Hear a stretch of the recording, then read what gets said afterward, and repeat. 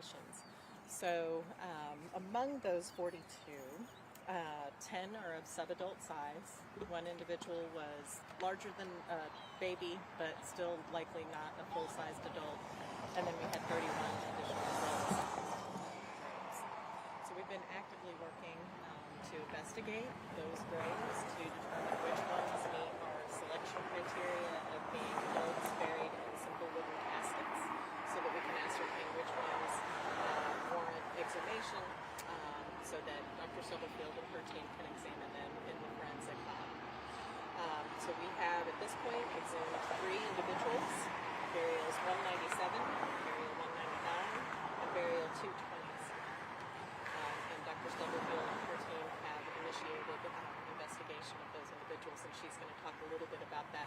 But just to say briefly, we did, at the close of the day on Thursday, because of all the rain that we had over the weekend, our team was really working to try and prepare the site to minimize any kind of damage from all that water that we got. Today, Monday, has largely been about trying to get water bailed out. The Stantec crew has been working very diligently to clean up the mess that we had kind of from all that rain over the weekend, and put us in a good place so that we can be back on the ground tomorrow morning and start our work back up. But with that, I'd like to pass it off to Phoebe so she can give us a little bit of an update of her preliminary findings. Well, good afternoon, everyone. So as you've heard, we've had 3 individuals come into the lab. Burial 199 was actually the first to arrive, then 197 and 227 arrived last. And we've completed the intake level of examination for all 3. And in that examination, we determined that burial 199 has ballistic damage. It has, I keep saying it, but we have confirmed that he is a he. And he has a bullet. I can't specify the caliber, it's not my expertise, but it's sufficiently large, less oxidized than the ones we've seen in the past. It was recovered from his lower rib cage area. And we're continuing the analysis. He has some health issues that we're revealing as we remove the soil, that he was living with, healed fractures.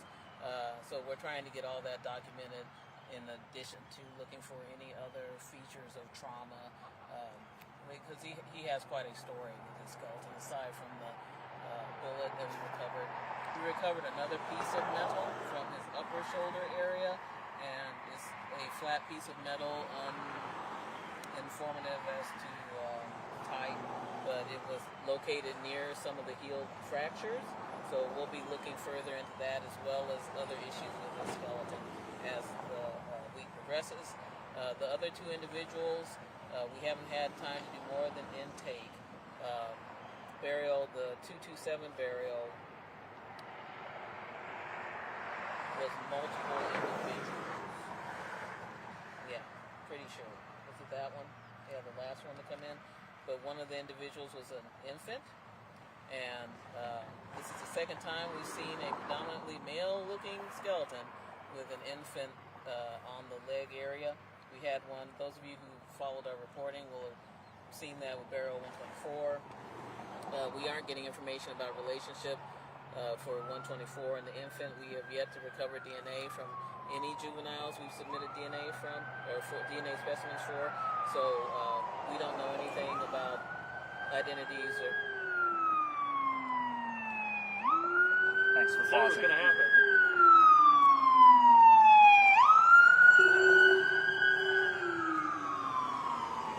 We don't know. I was saying we don't know anything about relationships or identities in this, and I'm actually trying to make inquiries with funeral directors to see if there's a tradition involved that we don't know about, because in my literature searches for 1921, the frequency of infants not surviving, stillborn, premature, or surviving only a few months is not a rare tradition in 1921. So it's quite possible there was some other tradition about how to lay these individuals to rest as infants. So that is the update so far on our examinations. They're still continuing. So we will also be continuing with our excavations with the heavy machinery this week, because we do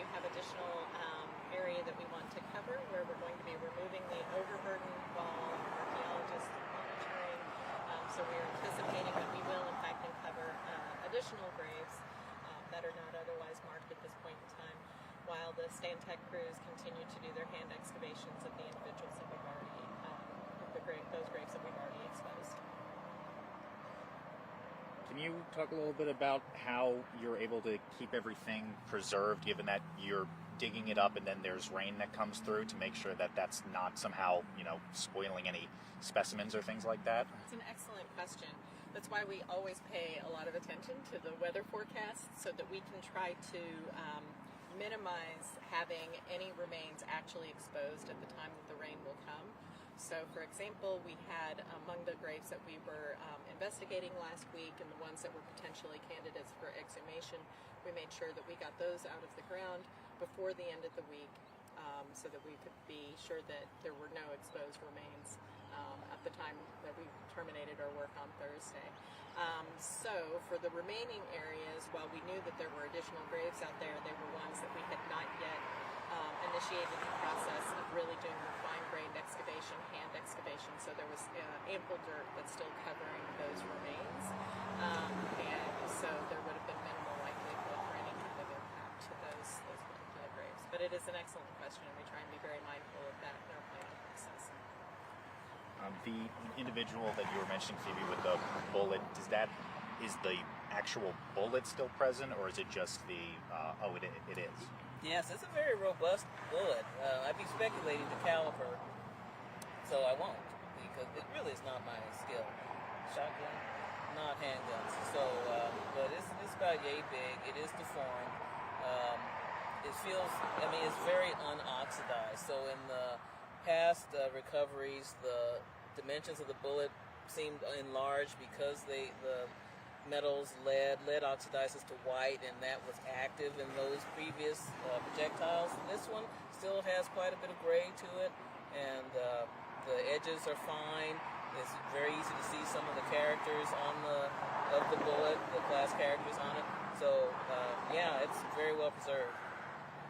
So yeah. And just out of curiosity, does it tell you anything that about the victim if the bullet is still there versus if they don't have a bullet, or does that not make much of a difference?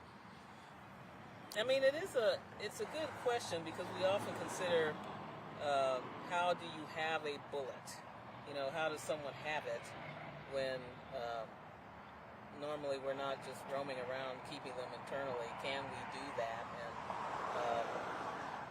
it's deformed, so that indicates it struck something. Usually bone, so that's not a good outcome for living, but there were no healed fractures in the area where we recovered it, and so usually, conservatively, I think that the person had an extra hole close to the time of death, but it's not typical to just retain a bullet, and then go on with life. But it's not that it doesn't happen. But it's likely that it's the thing that killed him. I would say let me investigate some more. He had some interesting. There was something else going on with his health, and while right now, as far as the skeleton is concerned, it's not anything that would have obviously shortened his life.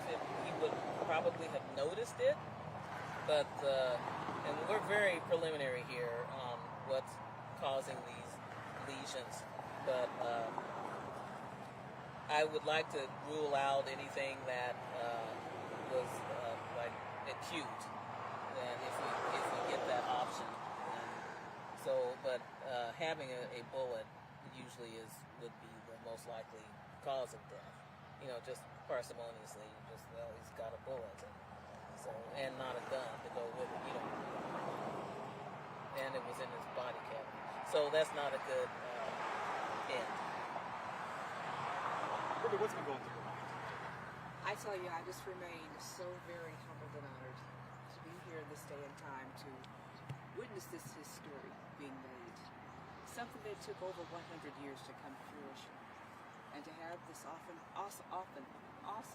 team, if you will, be here doing this hard work to find our history. And I'm just so very thankful to be able to help out wherever I can, and just to be here to assist. And As you've heard, this is something that takes a lot of thought processes, and there's so much hard work to do. And I'm just so very grateful to the city of Tulsa and our team for doing this hard work. What are some of the ways you've been helping? Oh, just a little bit of everything. I help dig a little bit. I help in the lab with cleaning skeletal remains. I lead the meditations in the morning and in the afternoon. I just appreciate being able to bring some of what was so important to our community to these processes. Our faith is so very important, and it's what carries our community, our family members, through everything that they're suffering. And I'm so very grateful to be able to do that. So just to be able to, help out wherever I can has meant so very much to me over these few years. You brought up the meditations, and maybe you could speak to this as well. I guess this hasn't just been clinical. There's been some humanity involved in it. Would you say so? And if so, how? Well, in the fact that,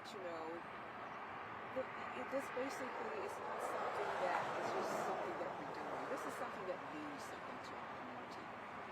Our families, our community members, lost friends, neighbors, families that they never saw again because of the tragedy that they endured. And this means so much that they put so much heart into doing this work, this hard work, in the heat, in the cold, enduring our Oklahoma weather, if you will, but still doing their best to bring us to this day and time. Do you have anything to add to that? So having Brenda on site with us is incredibly important.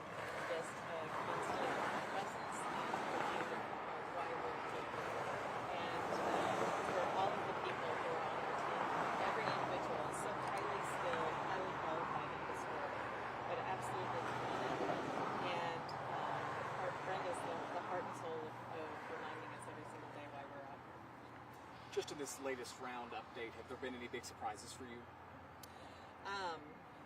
I would say, well, in these three individuals that came in recently, the area we're excavating from, the preservation has been quite excellent. We would not be seeing that Burial 199 has a health issue if it weren't for the level of preservation of the skeletal remains. 197 isn't bad either. I mean, not as good. It's just not bad. And so for the lower area of Oklahoma, where we're used to excavating from, it's a different degree of preservation. So I'm looking forward to being able to tell more stories about these individuals, their histories, because the preservation is better if I haven't just ruined it for us by saying it out loud. Yeah. That's the surprise, really. I mean, it may seem like, so blasé, it's good preservation, but truly in this work, it really helps us. So is being buried in wooden crates, is that the only criteria for potentially being a victim of a massacre? A plain container. So it would be a plain wooden container. Crates are atypical caskets or coffins, but it's a plain container. But the newspaper accounts from the time said plain caskets. So that's our first criterion. If we get suspicious, though, like it's an atypical container, not atypical, not having handles, say, but if it has other atypical hardware, we might eyeball it a little more closely, just in case it's not a memorialized death. Because this cemetery was the city cemetery. If you died in Tulsa, you could get buried there. It was a segregated cemetery, but it was not a cemetery that excluded anyone. And I can tell that just from reading the death certificates from June to December 1921. I've encountered white, black, Mexican, not as many Native Americans, but some, all buried in Oak Lawn, and because it was our city cemetery. And so, in that context of who can be buried there, it's sorry, I lost my train, but it's not an area where we're just looking at. Okay, well, it's a color potter shield, but it's segregated to color people, but it's not that everyone had to be in a particular kind of casket. It was, if you wanted to bury your kin there and you could not buy one of the paid plots because they sold out by 1900 something, then you could still buy a single grave in the color potter's field, and you could buy one next to it for your next kin person, not necessarily adjacent, but within a row, and we can see that for the marked burials. So it's not our looking for plain caskets as part of the history, but we don't know all of the types of containers they may have been desperate to use when confronted with 20 individuals to bury within a day or two. And so if we see some that are just atypical, we don't automatically exhume them, but we look at them more closely to see if they may be of interest, especially in that western part of Section 20. And so we're trying to give everyone their due diligence. It's just a balance between disturbing someone that while their marker is gone or was never there and their next of kin are gone, should we disturb them because they were buried formally? Plain nice casket, handles, thumb screws, plate. Should we disturb them? If we disturb them, let it be for a good reason. Or versus ones that are buried in a crate or some other peculiar container, not a quickly made or manufactured on the spot wooden container. So, but historically, it's plain wooden containers. Gentlemen, what will it take to be able to definitively connect him to the massacre, his death, and is that even possible or likely? Well, I mean, there is likelihood actually. If he's related, there's likelihood. First would be an identity, but so if we get if we're able to get DNA, and if the DNA connects to a family, and we can finally say yes, this was so and so. If he's not one of the listed decedents on the death certificates, because there are 20 individuals, but 8 of them were buried as unknown, and if you recall Private Daniel, our first ID, he's not one of the listed decedents. So we right now assume that he was one of the unknowns. And I say assume because we're hoping that everyone buried in association with the event received a death certificate if they went into Oblong, which we do not know. We don't know. So we just know that we should look for 20 individuals for certain. And for this burial 199, if he's not one of those named ones, he could end up like Private Daniel, where we have to hope for an historical record that says, yes, we knew he died in the riot. And without that, I mean, consider our Mr. Gillespie, George Melvin. He disappears from history in 1920. He reappears as a probate record in 1924. So we don't actually know when he passed, and he's buried in the area of interest. In a plain casket, we don't know how or why. Yeah, we don't know how. Because he had family in like Ada or somewhere like that. So it always makes you wonder, So definitively, it'll just depend on who he is and what we can find out. So, but there's enough, considering the majority of the individuals we're looking for, 12 out of 20, had names when they were buried, or at least part of a name when they were buried. I like those odds just to start, assuming they have family that had family connections that have reached to today. We hope to find them and get these individuals reconnected. So that's our main strategy, and it's worth hoping for, truly. But I mean, I generally say, from a forensic standpoint, if we in the forensic world, if we're looking for a suspect or a victim, we have a DNA sample, the victim has no name, the suspect is unknown. If the person is of European descent, we'll say white race, we'll probably find you, almost certainly, because there are enough people of European descent who have put their genealogies in the just common genealogy databases, not just their DNA, but their family histories intersecting with their DNA in a way where a determined genealogist, it may take some time, but they'll make the connections. That rule does not apply to other populations common in the United States. It does not apply because of the same statistic of how many of us have our genealogists connected to our DNA in these public databases. And so, but that means that we're playing a time game. So if we have enough time to make the connections, get to people who want to contribute, who want to say, hey, I want to find out if I'm connected or not. then eventually we'll get there. But I expected it to take years back when we first started. Yes, it's taking years. So what's next? So we will continue on with our excavations and to expose the additional area in the southwestern corner of Section 20 at Oaklawn Cemetery and see what additional graves we need to investigate to determine how many other ones we may have that are candidates for exhumation and for the team to examine. And then at that point, then we'll just kind of evaluate where we are and do like we've done in the past where we do our detailed analyses of any of the information that we recover and put forward.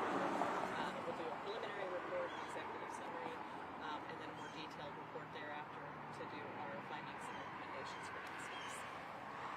Thank y'all. And I'll say real quick, and maybe it may be helpful if I ask this question and you can address anyone of it, but putting it in broader perspective, this is the 5th time you've been out here. This is the 7th, we briefly talked on the phone, 7th person with trauma identified through these things. We have individuals like C.L. Daniel who didn't have noticeable trauma when you pulled him out. And so putting it all in perspective, you have more than 200 graves, I think, that we found that weren't previously known to us where exactly they were at.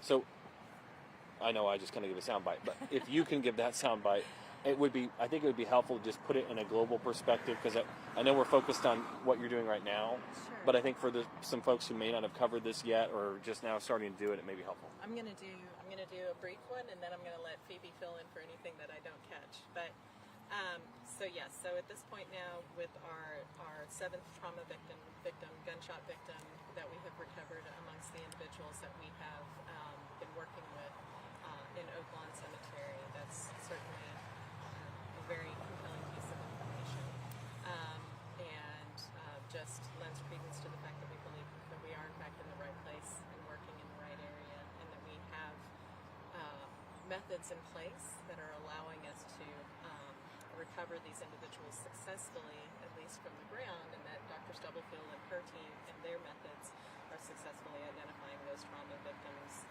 as trauma victims, and then hopefully the ultimate outcome being to actually recover their actual identities and names and restore them to their descendants.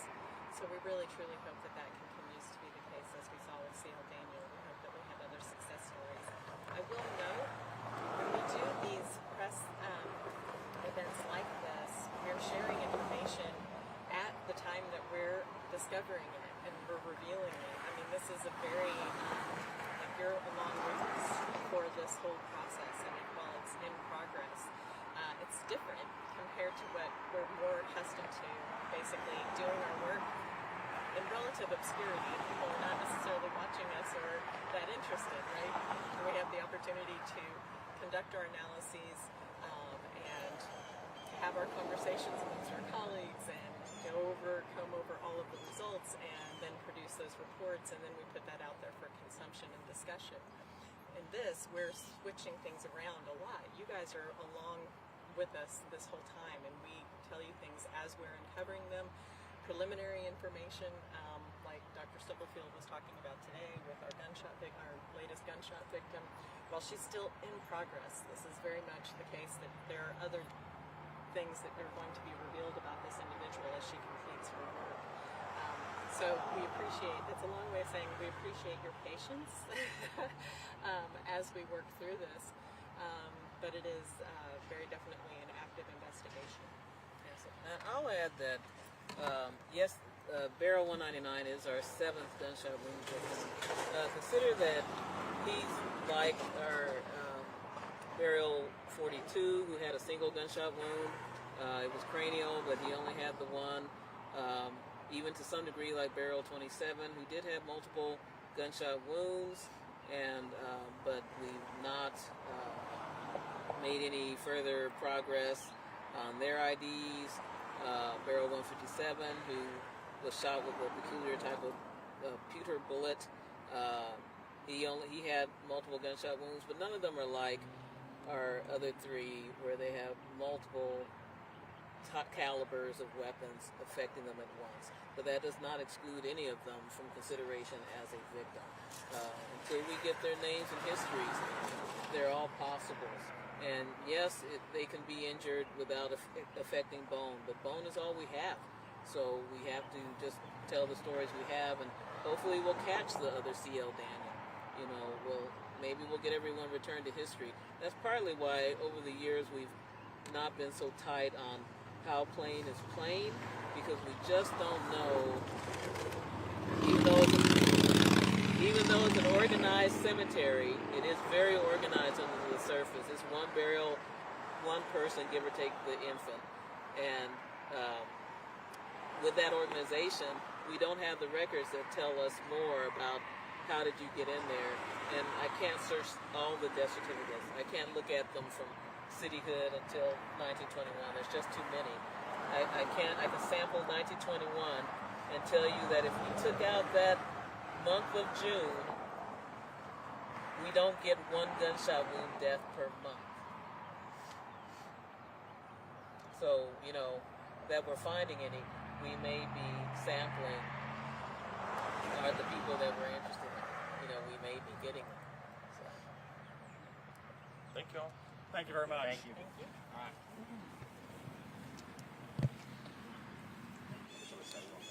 Good job, Brenda. I was going to ask you to talk about what surprised you, what you learned about our, continuous